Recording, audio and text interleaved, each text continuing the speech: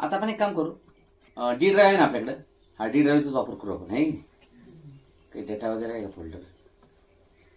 Yes data आहे इथं. हां हेच घेऊ फोल्डर. आपल्याला काय कंट्रोल सी,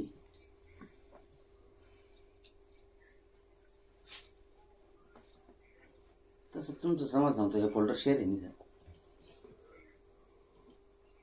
हे काय हे शेअर आहे. येस डेटा पण शेअर असेल माझ्या मते. शेअर मग काय तिकडे टाकायचं त्याला, बरोबर आहे की नाही? इथंच राहू द्या ना. आपल्याकडं डेटा येस डेटा आहे, दोन्ही फोल्डर शेअर आहे. मग काम करा, ते सर्व्हर आहे आपलं, त्याच्यावरती आपल्याला काय करायचं, सी ड्राईव्हवरती आपण शॅडो कॉपी इनेबल करू. कसं इनेबल करतात, या ड्राईव्हच्या प्रॉपर्टीजमध्ये जायचं आणि बघा इथे शॅडो कॉपी ऑप्शन असतो आहे का. मग शॅडो कॉपीमध्ये बघा सी ड्राईव्हवरती शॅडो कॉपी सध्या डिसेबल आहे ना, इट इज डिसेबल्ड. आणि तुम्ही याला इनेबल करू शकता. तुम्ही याला इथे इनेबल करू शकता. याच्यावरती 8 शेअर फोल्डर. किती? 8. मग आता एक काम करा, पहिले याच्या सेटिंगमध्ये जा आणि सी ड्राईव्हला इनेबल करायचं आहे. यूज लिमिट 9964 MB म्हणतं ते. एवढं तुम्हाला ते यूज करायला जागा आहे की नाही. शेड्यूल डिफाईन करू शकता तुम्ही. शॅडो कॉपी शेड्यूल कधी आहे, डेली विकली तुम्हाला कधी घ्यायचं ते तुम्ही ठरवू शकता. आपण कसं आहे माहिती का, सॅटर्डे संडे ऑफ आहे, त्यामुळं every week on Monday Tuesday Wednesday Thursday Friday.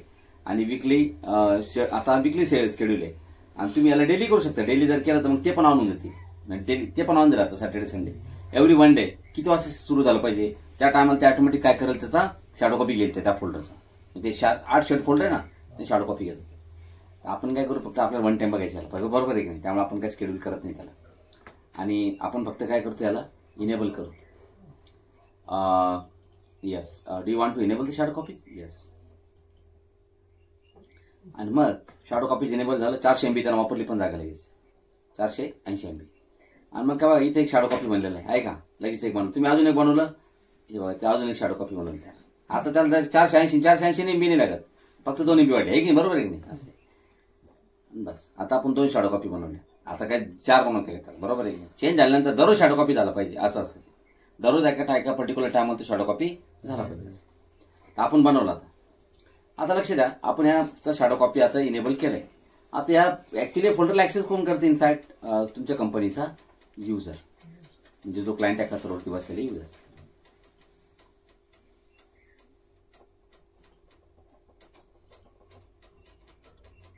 ठीक आहे ना.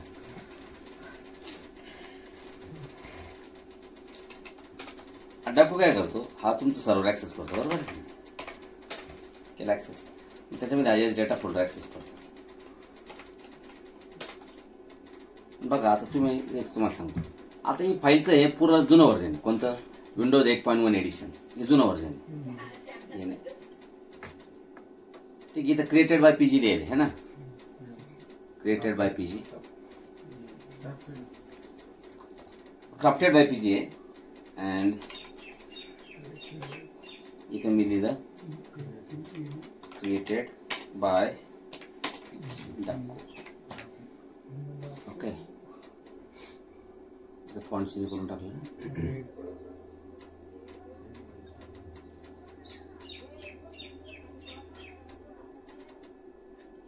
ठीक आहे, सेव्ह केली फाईल. ओके,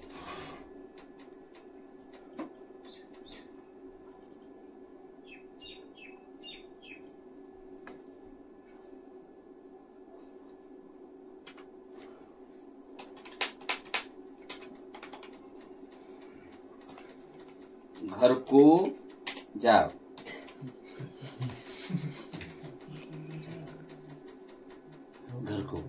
घर को इथे घर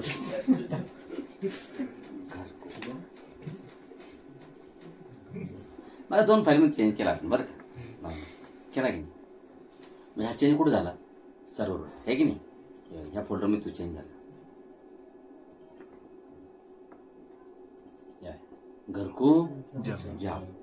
आणि त्याचबरोबर या फाईलमध्ये तुम्ही चेंज केला क्रिएटेड बाय डाको. इथं ॲक्च्युली पीजी होतं. पण तुम्हाला असं वाटतं बघा की आता तुम्ही, आता समजा आज तुम्ही चेंज केलं किती तारखेला, आता 17 तारखेला, पण 16 तारखेला हे चेंज नाही केल्याची फाईल होती, बरोबर आहे. 17 तारीख तुम्ही चेंज केलं, तुम्हाला असं वाटतं यार 17 तारखेला मी चुकीचं चेंज केलं, माझा 18 तारीख आहे समजा, एक्झाम्पल घेतो आपण, ठीक आहे ना. मग 18 तारखेला तुम्ही वापस आले, बरं आता तुम्ही कम्प्युटर बंद करा चालू करा काही का तर काही फरक पडत नाही, समजलं तुम्हाला. आता तुम्हाला जर समजा तुम्ही 18 कंपनीत वापस आले, पुन्हा DC 100 ॲक्सेस केला, तुम्हाला वाटतं की इथं काहीतरी तुम्ही चुकीचं चेंज केला आहे, तुम्हाला असं वाटतं तो चेंज नव्हता पाहिजे. मग जसं ह्या फाईलमध्ये याच्यामध्ये तुम्ही चेंज केला आहे, तुम्हाला वाटतं चुकीचा चेंज आहे, एक काम करा, याला राईट क्लिक करा, याच्या प्रॉपर्टीजमध्ये जा. प्रॉपर्टीजमध्ये गेल्यानंतर तर प्रिव्हियस व्हर्जन नावाची टॅप असते, हे पाहिजे प्रिव्हियस व्हर्जन आहे का, म्हणजे प्रिव्हियस व्हर्जन तुम्ही ओपन करून पाहू शकता. बघा प्रिव्हियस व्हर्जनमध्ये क्राफ्टेड बाय PG होतं की नव्हतं, बरोबर आहे. मग तुम्हाला जर हे व्हर्जन जर पाहिजे असेल वापस तर त्याला रिस्टोर करा. झालं का. आता बघा थोड्या वेळ याच्यामध्ये ना क्रिएटेड बाय दाखवतं ना, बघा फाईल वापस आली तुमची पूर्ण क्राफ्टेड बाय आलं नाही, बरोबर. म्हणजे तुम्ही फाईलचं प्रिव्हियस व्हर्जन रिस्टोर करून टाकलं. तसंच तुम्ही इथे बघा, हे बघा याला तुम्ही बाजूला आहे ना हे व्हर्जन आणि या फाईलचं जुनं व्हर्जन दोन्ही पण काय करून पाहू शकता. हे बघा मी याला ओपन करून पाहू शकतो. आता बघा ही एक फाईल आहे, हे जुनं व्हर्जन झालं आणि हे झालं नवीन व्हर्जन. बघा घरकुल जाव हे नवं आणि हे बघा याच्यामध्ये घरकुल जाव आहे का, हे जुनं व्हर्जन. मग तुम्हाला जर याचं जुनं व्हर्जन जर पाहिजे असेल तर मग तुम्ही एक काम करता, त्याचं जुनं व्हर्जन रिस्टोर करून टाका. रिस्टोर झालं, याचं जुनं व्हर्जन आलं. आता याच्यामध्ये बघा ते घरकुल जाव लिहून घ्या. कधी कधी काय होतं आपल्याकडनं चुकीनं फाईल डिलीट होतं, जसं तुम्ही कंट्रोल आहे चुकीनं तुमच्याकडून डायरेक्ट शिफ्ट डिलीट झालं सगळं परमनंट डिलीट 15चे 15 सगळ्यांनी समजा कोणती एखाद 2 फाईल तुमच्याकडून डिलीट झाली. आता बघा तुम्ही तर सगळं डिलीट केला, आता तिथून डिलीट झाल्या म्हणजे तुम्हाला काय वाटतं सर्व्हरून सुद्धा गेल्या त्या, हे बघा सर्व्हरून सुद्धा गेल्या आहे का इथं काका नाही काहीच बरोबर.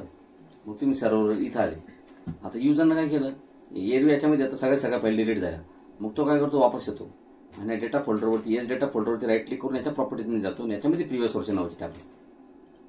मग याला म्हणतो तो रिस्टोर द प्रिव्हियस व्हर्जन. 2 आहे ते आपण 2 गेले होते ना, 2 आहे सारखेच येते सेम टायमाचे, रिस्टोर करा.